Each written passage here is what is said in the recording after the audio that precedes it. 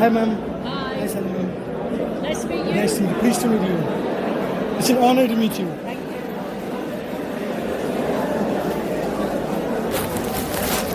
I brought this for Dan Oh, okay. Thank you. because it's like having a birthday on 10th of August. Yeah. So I brought for him. So I Yeah. want you to just pass.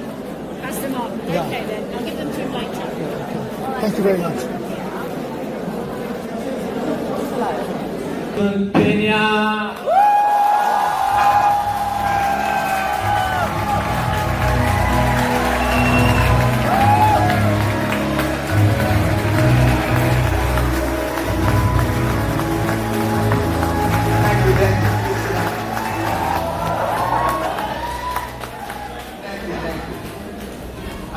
Some of the fellows upstairs that were waiting in the library, and the last time I was in the library was about 50 years ago.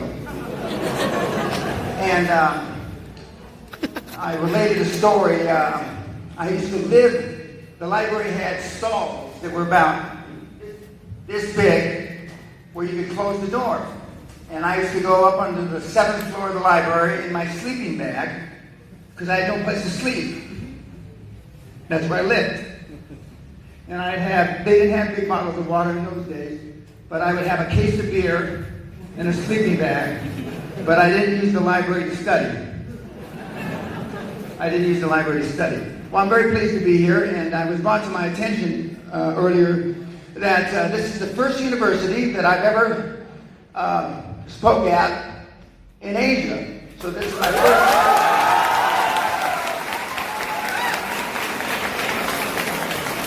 Thank you. Notwithstanding, my wife and I have lived in India almost 3 years. We lived in Philippines almost 9 years, and we lived in China about 1 year. I never spoke at any of those universities, any of those. I'm hoping that this is the first of many opportunities. Now, I normally open up my talks, ladies and gentlemen, boys and girls. What I'm going to say here today is going to offend many of you. I don't go out of my way to offend you, but I will. But if I leave here today and you like me, I fucked up. I'm not here to make friends. If you want a friend, buy a goddamn dog. Okay? And I think somebody in part of my introduction has already told you I spoke at Oxford University and some very prestigious schools. And I'm very, very happy that Sally and I, my wife, were able to spend a few days here. Now, yesterday, we were by helicopter to near the base camp of Mount Everest. And the guide asked me to ask you, how many in the audience have been to Mount Everest? Not one hand, just like you predicted. Oh, my wife, yeah, my wife. It was quite an experience, and I'm not easily pleased. And part of the reason that I am who I am, and I use that word as a segue, is that 99.9% of the planet, that's 99.9% of the over 7.5 billion people that are on the planet today, are pleasers. You want to be liked. Some of you even want to be loved. You don't want people to say bad things about you. People commit suicide because you're unliked, etc. on Facebook. Now, I'm not sure if it should be a badge of honor, but Facebook just blocked me about 3 weeks ago. I'm permanently blocked from Facebook forevermore. So that may be that I finally hit the pinnacle of my success when Facebook blocks me. But seriously, kids, and I call everybody kids because I'm either old enough to be your father or grandfather. If you want to be liked in life, you're going to have a hard fucking time. Everybody has time. Asians, by definition, want to be liked. That's not good. And if got the job done, you would be sitting in here. Love nor religion don't get the goddamn job done. I'm going to say it again slowly. Love and or religion do not get the job done. Otherwise, you wouldn't be here. But I'm the only one that I know of that preaches this. And I preach it because I tell you the cold, hard facts. Because I don't give a shit if you like me. I sure as shit don't want you to love me. And Sally and I don't need any more kids. So we're not going to adopt you.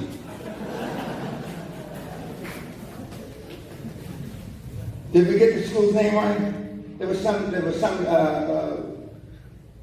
now, we've been to beautiful places. Yesterday, we're going to add to this slide. We've been to the North and the South Pole, my wife and I both. And now I'm going to add Mount Everest to the beautiful places. And obviously, North and the South Pole are two different ends of the continent. And so, although my wife doesn't like me saying this, I consider it bipolar now because we've been to both poles. But my wife and I have also been married at both poles. So we renewed our vows at both poles. But the fact that none of you have been to Mount Everest, I would highly recommend that you go. Now, this is what I was expecting when we landed.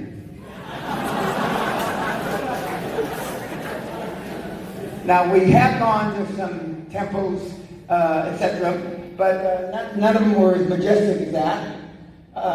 We did see that, and I think we're going to see that before we leave.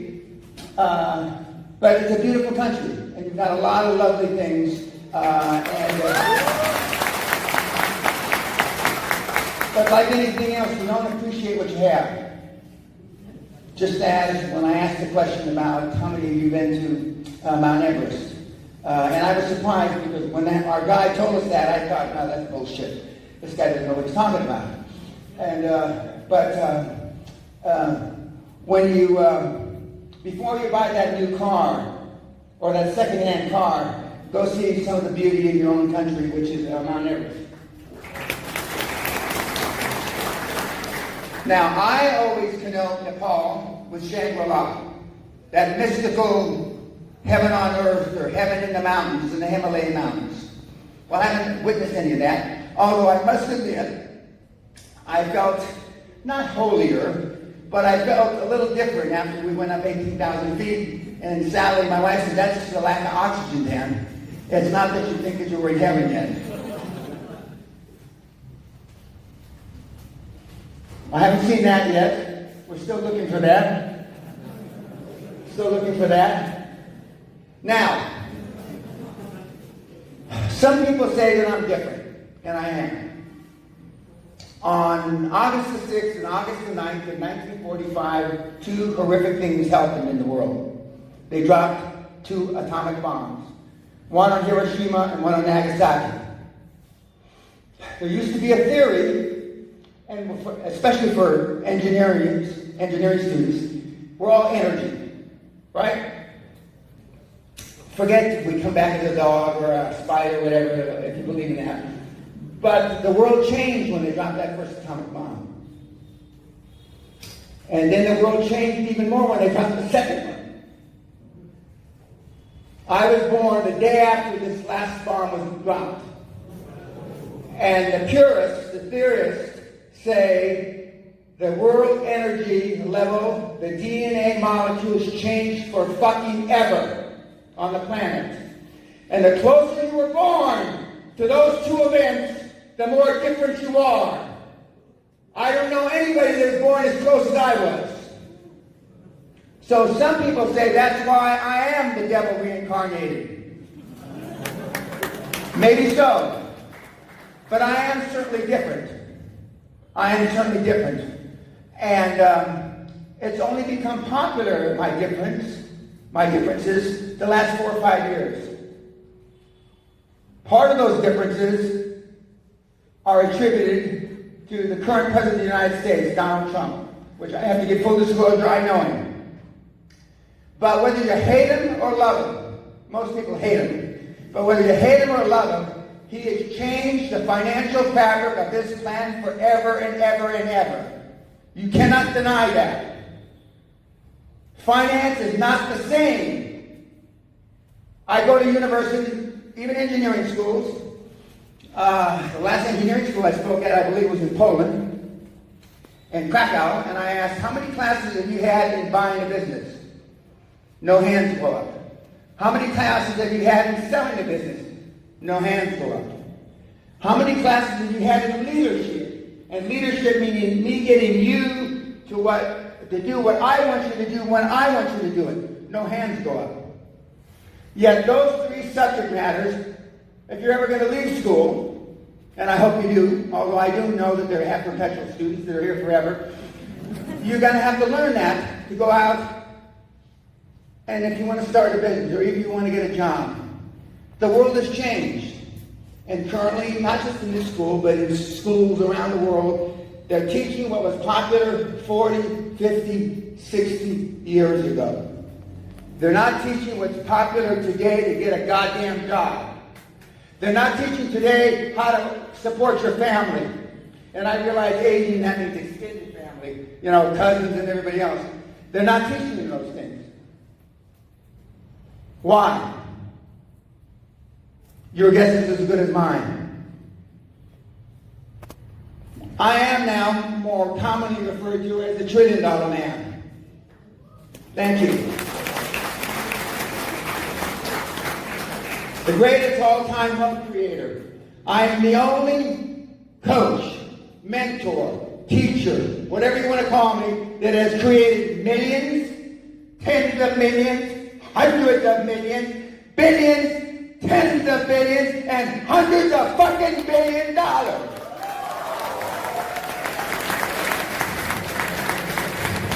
I am it. You may like me, I hope not, but I am it. And everything that we're going to talk about today, and probably 99% of all the questions I'm going to answer during Q&A are on my website free. I give everything away free. I have not given a seminar outside Guthrie Castle, our home, this century. Although I am giving one on January 18th for the first time to ostensibly quell all the interest, but it doesn't seem to have quelled the interest. My seminars at the castle are sold out for a year in advance. Now, why is it that my demographics have switched in the last 10 years from 35 to 55 years of age to 15 to 35 years of age? How is that possible? That 20 years have been taken off the average age, or actually the mean age, of my demographics. Because whether you're a student or not a student, the kids are getting smarter. Kids don't lack intelligence today, they lack leadership. We have 15-year-old kids, we actually have 13-year-old kids that are putting what you're going to hear today into place. 13 years old. Now for you boys, I know what you were doing at 13. I know what you were doing at 13. You were making your laptop sticky.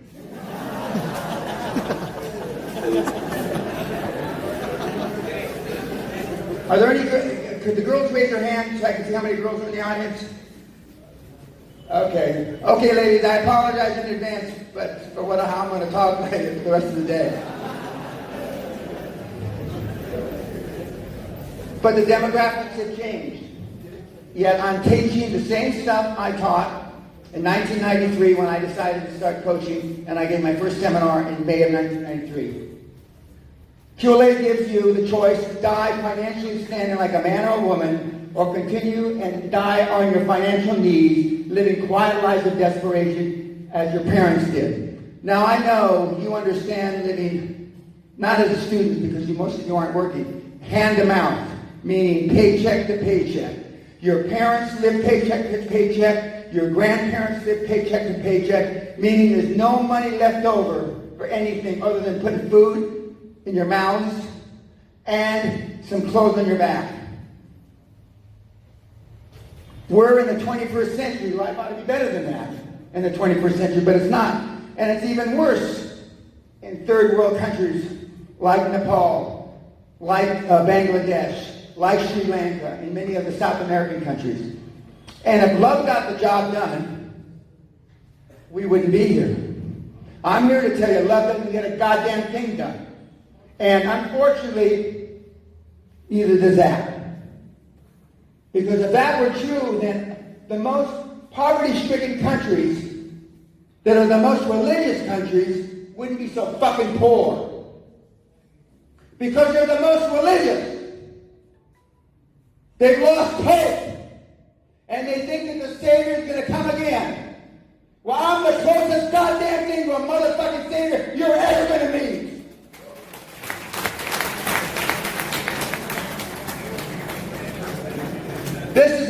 This is a worldwide statistic, higher in this country. 50% of the people will run out of money before they run out of time. In other words, 50% of the planet will die poor. They will die poor, and they're going to have their kids and grandkids take care of them. You can relate to that, can't you? Back in caveman days, when I should have lived, 40 or 50,000 years ago, when my teeth fell out, my kids would chew my food and give it to me so I could swallow it. Well, it's not much different now. The only difference is you're not chewing their food.